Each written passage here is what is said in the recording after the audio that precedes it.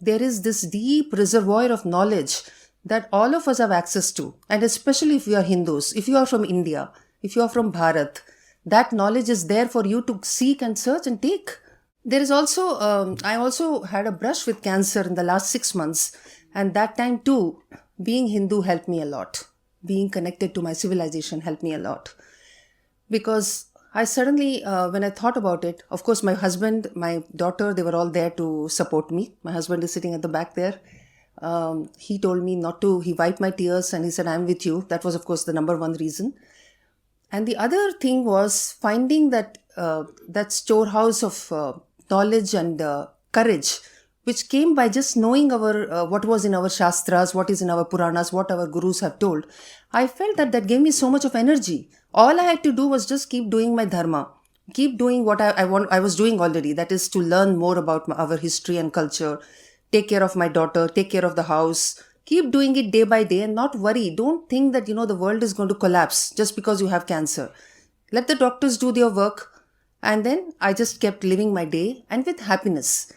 And this whole thing passed like a night, like a dream. It's over. It was over before I could know what happened. All I was doing was just taking inspiration from the reservoir of knowledge that we have.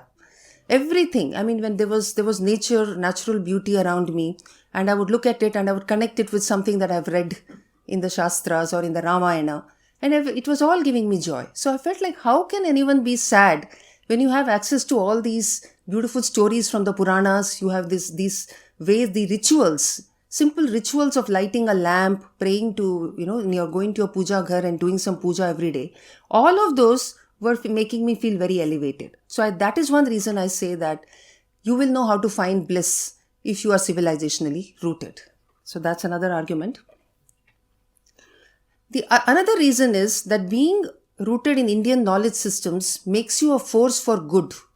So our Jnana Parampara makes us take a big picture perspective as well as look at the subtler aspects.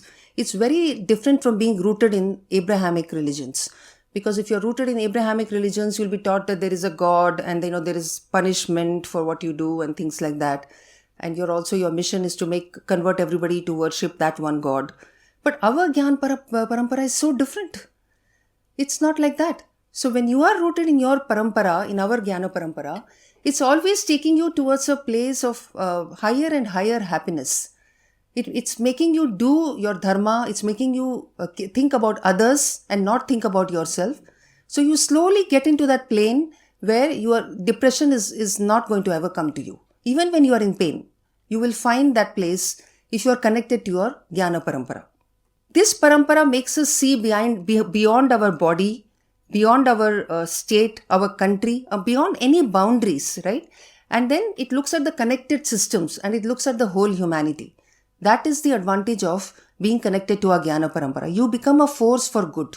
And I was just thinking that if the whole world was rooted in Indian knowledge systems, would we be facing the huge disasters of climate change, pollution, accumulation of garbage in landfills, this cancer crisis itself, rivers filled with toilet waste, loss of species? If we were rooted in our knowledge systems, would we have been facing any of these problems?